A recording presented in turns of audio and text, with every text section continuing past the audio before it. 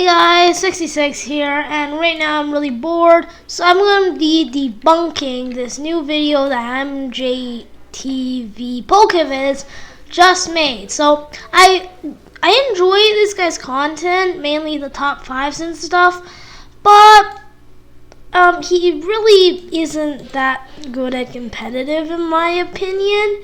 He might actually be good, I don't know, but probably not. And this video is titled Top 5 Strongest Pokemon of All Time.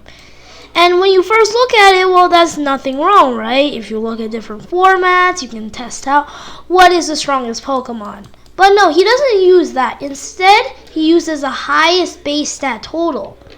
Now, he did make 2 other videos like this, but I didn't really question those that much because the Pokemon, they might not have been the best, but they were at least, pretty good, right? They were not bad by any mean.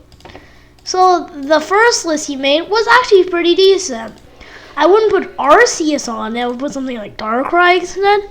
But yeah, it had Arceus, Mega Mewtwo, Primal Groudon, Primal Kyogre, and Mega Rayquaza as number 1. Fine, that's good. They're at least good Pokemon, and this one too. They were pretty good Pokemon competitively. So I didn't really judge on that much. Now, yes, I am aware that he did make a top 10 best Pokemon competitive usage-wise. But here's the thing, instead of competitive usage, he uses the base stat total here. But yeah, this he uses base stat total, and there's nothing wrong with that unless you say top 5 strongest Pokemon, right? Strongest means best. There's no dispute between that. If you say strongest Pokemon and you say best Pokemon, and 2 different people from across the world that have the exact same mindset and want to know what's the best Pokemon, they're both going to click on this video. Because strongest and best has the same meaning, really. In a game all about battling, the best Pokemon are the strongest, right? But no, he's like, oh, but it does make sense, base stat is a Pokemon's power. But then again, not really. It's move pool. Everything is part of a Pokemon's strength. So that's the biggest problem I have with this video. And as the video progresses, this thing will change, right? This dispute will become larger and larger as time goes on. So first up, he has 8 of the pseudo-legendary Pokemon in line. There are Mega Pokemon that have a higher base stat total than the pseudo-legendary, Dra and Kamo. So, on this frame right here, I use a little bit of your video, okay? Don't copyright strike this. I use 5% for the entire video. I'm going to use that much. And these are the Pokemon he's saying are the pseudo-legendaries. And that's fair enough. And now he's going to try to choose the best of them. This first part of the video is fine in my opinion. And for number 5, he chooses your boy Dragonite. And yeah, I get it. It's opinionated. There is no definitive answer. In a game like Pokemon, you can't have a definitive best Pokemon. That won't exist. And I'm fine with that. Right? I'm fine with there not being a definitive, perfect, best Pokemon. That's cool with me. But out of the pseudo-legendaries, only 2 are making on this list because it's base stat total. And one of them is Dragonite. And it has that multi-skill. So I can sort of understand it, but I would rather put my boy Salamence. But then I do have insane bias for Salamence because it is my favorite Pokemon. Well, one of my favorite of all time. So I have incredible bias. But yeah, double or singles. Dragonite is and Salamence are both good in singles, but you could argue that Dragonite is like Salamence is better than in doubles because of that intimidate, because of all the things he has.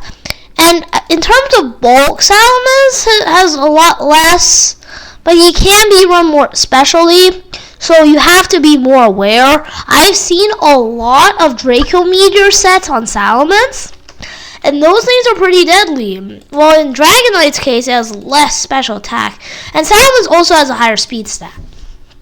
So I will put Salamence higher, but I'm fine. I'm fine with Dragonite being number 5. And then number 4, he puts Garchomp.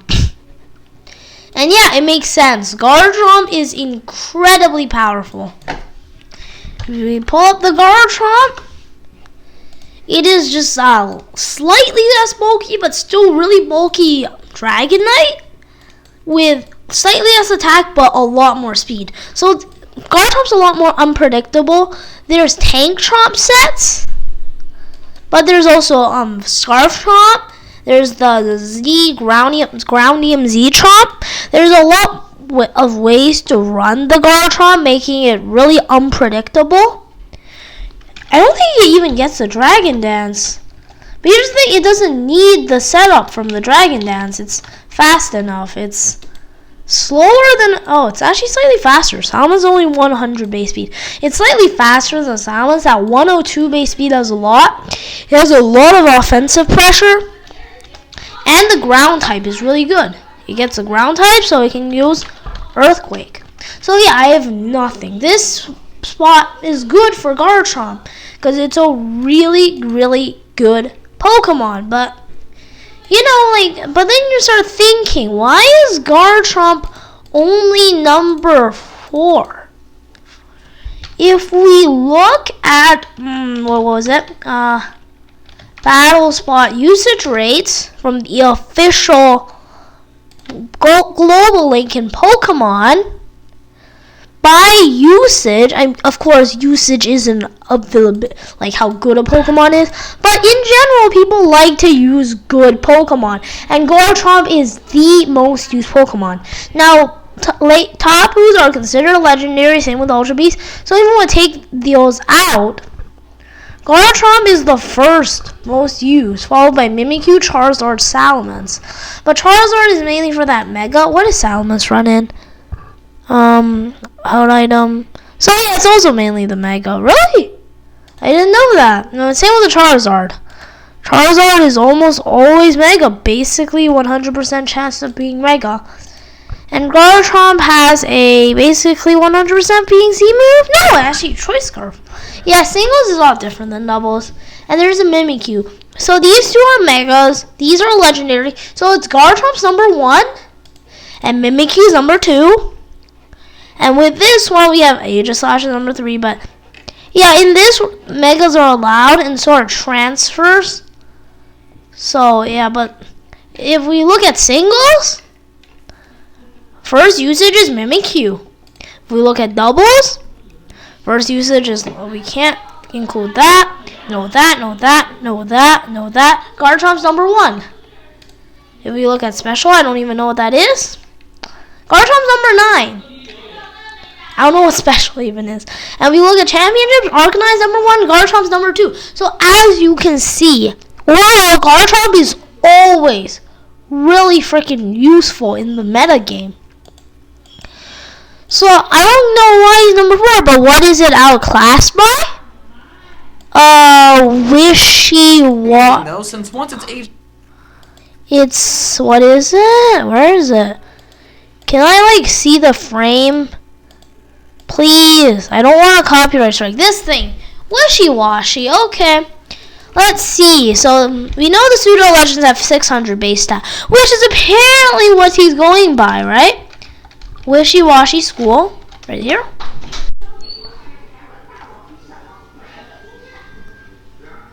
And yeah, my brain wasn't working. And yeah, if we look at this thing, it has 620 base stat. It looks really freaking strong. I mean, it has literally 0 speed. But under Trick Room, yeah, this thing can be very powerful. It's a force to be reckoned with, isn't it? Until you realize if you go to 1/4 hit points or less, It becomes the weakest Pokemon in the game by stats. And by usage rate, it's only outclasses something like unknown. Then again, it'll probably get beat by an unknown. Well, you can't run EV. No, you can't even evolve this thing. Because, stuff. So this is a definitively complete trash, garbage, unusable Pokemon. Unless you do this and you give it a Starf Berry and you sub-spam and you hope you out. No, it's impossible. You can't use this shit, okay? This is not going to work. And yeah, if you have a Starf Berry, you need stats as this, though. Basically, everyone just runs an Aqua Berry, Guava or Figgy, a Confusion Berry, one that heals half of your health, so you can get back up to your school form. But here's the thing, the school form is decent for walling. It can't outspeed, but it can't use that attack unless it's under Trick Room for sweeping. And you need that hit point bulk. So in general, it's good, right? It's good. I'm not going to say that it's garbage. But I feel like it's not good enough to deserve this high of a placement on this list. Higher than a Garchomp. Do you see anyone even use this thing? It's past number 30.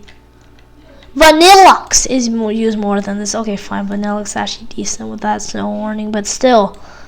Breloom, Volcarona, Excadrill, Cloyster. So many things are used more than it. And the reason that literally everything is used more than well, not everything, but a lot of things is used more than Wishy-Washy, is that the stat distribution is bad. The base stat total is impressive, but you can't make too much use of it. It does not have a big move pool. It's a rather shallow move pool. And its ability just kills it. So you can't get this done. It does not deserve to be this high on the list at all. And then the next high on the list, Ash Greninja. Ash Greninja. This one, yeah, it's niche. If you get knocked out, and a lot of the time you just barely survive, especially with these tanky Pokemon. These really tanky Pokemon, you can live with 2 KO, but then you de-school. Yeah, that's really niche, right? And then you got Ash Greninja. Greninja Ash. This thing with Battle Bond. Yeah, if you get a knockout, this thing's insane. Right? I'm pretty sure Water Shuriken has a priority. Does it not have priority? Okay. But yeah, you have Surf. You have a lot of damage on this thing. You have the Ice Beam. But here's the thing, you're losing that valuable protein. You're losing that protein that makes you also really good. If you have the protein ability, you're going to be getting stabbed way more often. So you're going to pick up super effective, double this. With a Ash Greninja, you're going to double it, but you're going to lose 50% stat bonus. So first of all, it's going to be really hard. Hit 3 times. And 3 times, I want to hit 5 times. What the fuck do I want to hit 3 times? That sounds pretty shit. I know it hits less than 3 times and I'm throwing you over as well, but I want to hit 5 times, I want that luck. Does Greninja have a good move pool? Yes, Greninja is a good Pokemon. But getting that Battle Bond up is not easy. Just saying. It's not actually going to be easy to get that Battle Bond. It's actually not.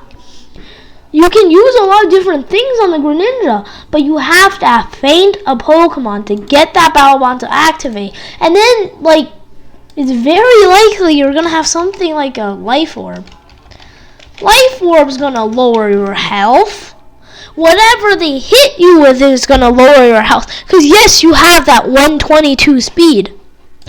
But But some things like the Mega Salamence, no, not Mega Salamence. Some things with multi-skill like this Dragonite, and with good bulk, it's gonna outclass you. It's gonna live a hit, right? I mean, I'm pretty shitting on this video right now, and I shouldn't be, but taking it a bit seriously. But we pull up civilly. This thing has incredibly good defense, right? Yeah, that's good. That's right. And we pull up a battle calc, though. People say that, not battle calc, damage calc. Okay, this actually works. People say that, oh, Greninja's OP, but it needs all the moves. If it doesn't have enough moves, it's not going to get it. So if we pull up regular Greninja, all-out attacker set, with, what is not even, a Modest, I'm just going to use Modest, and an HP Fire 4 times super effective is need to take out Obama. And it has protein here, right? Does it have protein or not? Yeah, this is a protein Greninja. So if it has something other than protein, like Battle Bond. Okay, let's try to pull up Battle Bond. It's not even doing that much damage with the super effective hit. It's not going to pick up a one-shot on the Obama Snow. Unless he uses that hidden power Fire, which like no Greninja actually runs. People run Dark Pulse for stab. So if we pull up stab Dark Pulse, we just pull that up real quick. And we bring out the civilly. Even at +2, is still not one-shotting except with that Dark Pulse. And yeah, if we bring up the Surf, which it should have, Surf. With the Surf, it's one-hit KOing at +2. At +1, it's not even enough. It's a 0% chance. And let's pull up the Weavile. I like using Weavile. How do you spell that? Weavile. It's gonna live. This Greninja isn't one-shotting a Weavile. And if we look at the damage that Weavile is throwing back, if it uses its highest damaging move, Icicle Crash. Didn't Icicle Crash have an effect though? Wait a second, let's just look this up. Icicle Crash. I don't know how, I don't remember. Okay, it's just a decent move. But yeah, that Icicle Crash is going to be throwing this much damage. The knockoff's going to get 56% on that Weavile. And it's going to outspeed. So it's going to outspeed you, hit you once. And let's just get rid of your moves real quick. Let's turn it into, Ice Burn, Geomancy, Sunny Day, and the Poison Jab from the Weavile is going to be a guaranteed 2-hit KO. And okay, let's get rid of Poison Jab as well. We don't need a Pluck. And the knockoff has a 77% chance to 2-hit KO. That is good. That is really good. What if we remove Life Orb? What if we use none? Where's none? If it's none, it's gonna be 3-hit KO, guaranteed. And what can Greninja do back as an all-out attacker? Not much. Its highest damage is gonna be on that Surf, and it's only gonna be 55 to 60. What the fuck? Oh, we don't have Life Orb right now. Life Orb, even if we have a Modest, it's going to be doing 70% to 86%.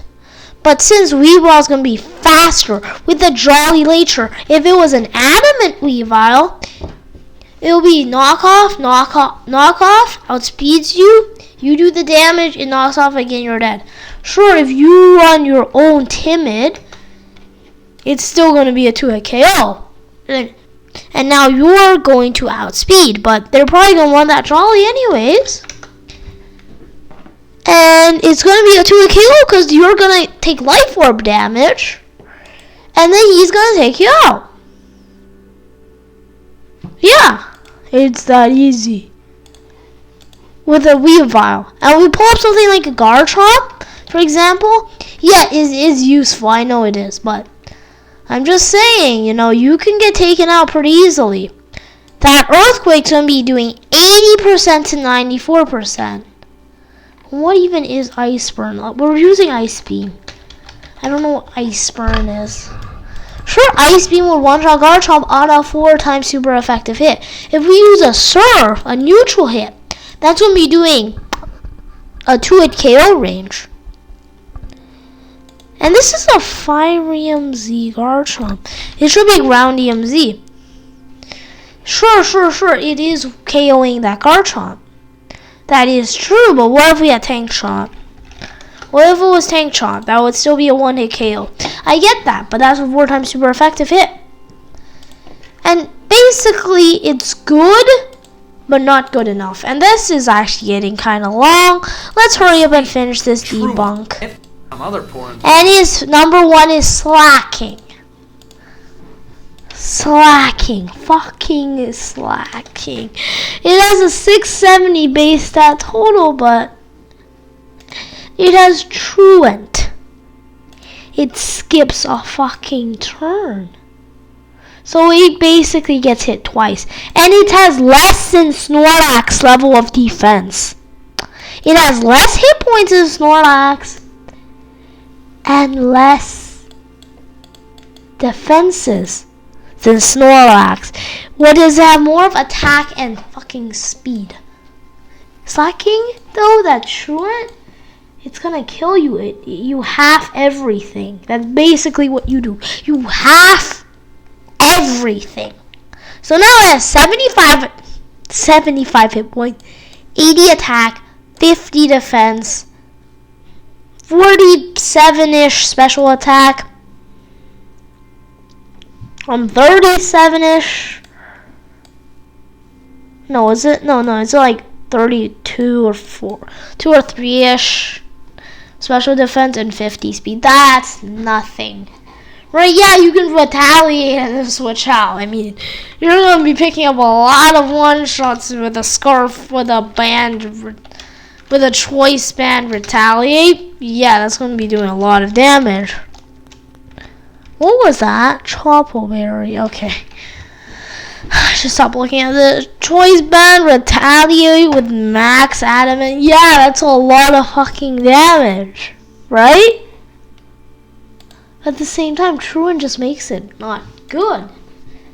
If you were doing that, you retaliate. A lot of Pokemon get it, right? I'm pretty sure Pokemon with higher than that attack get it.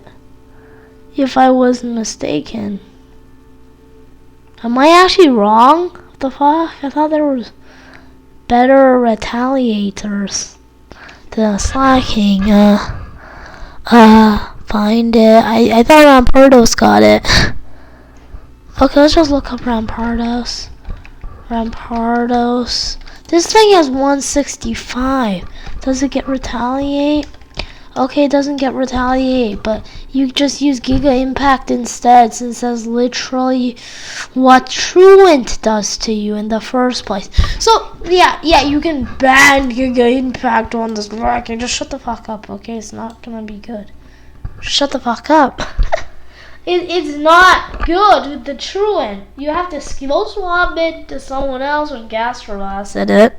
What you mentioned, you're like, oh, at the end of the video, he basically says, oh yeah, even with high base stat total, that doesn't mean the Pokemon's actually good. Then why the fuck do you say top 5 strongest? If the Pokemon's not actually that good because its ability sucks, it's no longer one of the top 5 strongest. That's gonna be all for today, guys. Take care, y'all. Goodbye.